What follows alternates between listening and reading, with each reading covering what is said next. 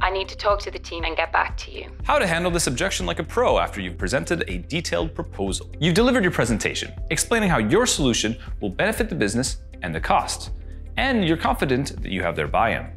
However, after you've finished, they say they need to check with their team. In an ideal world, you would not have this objection because you would have already established who the decision makers are and managed to get them in a room. This is because before your presentation, you should have asked these questions.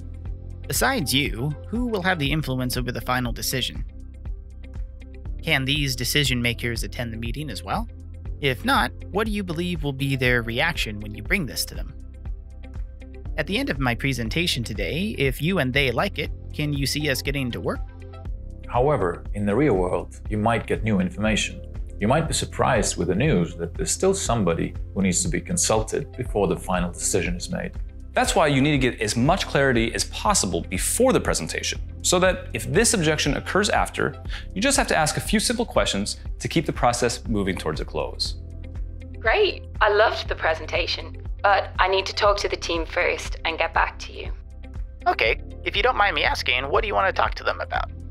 Ask this question with extreme neutrality and natural curiosity. There can't be any judgment to jeopardize the relationship you have with the prospect. Well, I want to tell them about what we're considering, get their reactions, and also hear what their concerns and questions are. I get it. Do you want me to help you with this, by the way? I could come with you just in case there are questions you want me to take, or I can describe the solution at a higher level if it's needed. It's totally up to you. Thanks, but I think I should be fine. It's equally possible and preferable that the lead says, maybe it would be useful. You want to give yourself the chance to be present so that you can meet the other decision makers and deal with any objections that they raise. All right, in case you change your mind, I'm happy to come and help. By the way, I didn't even ask, how do you like the solution so far? Did you notice the emphasis on you? You want to understand how they feel about your presentation, but you haven't yet had the opportunity to find out about their personal reaction to it. Here's your chance. If they don't seem positive, you know that the problem is that you haven't solved them.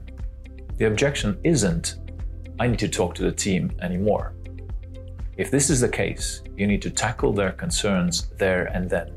However, for the purpose of this script, let's say they liked your presentation and had a positive reaction, which means they're probably personally ready to close. I think it has great promise, and I like what I've seen. It's just that, as I'm purchasing for the whole group, I want to tell them about it too. I'm really glad to hear this, and it makes complete sense. Does the team usually go with your recommendation? Yeah, they usually do. This question will usually uncover if there's a different hidden objection or even a decision maker. Alternatively, you can ask, Is talking to the team and getting their reactions the only thing preventing you from making a final decision? Yeah, it is. At this point, the conversation becomes more about admin. You should ask when they're meeting with the other decision makers and when they'll be available next to talk to you. if you've tackled all their team's potential objections with the presentation and won over your prospect with its content, your follow-up meeting should be full of good news. If you want to find out more about how to tackle common objections you're likely to face in sales, you can read more about it in our blog right now.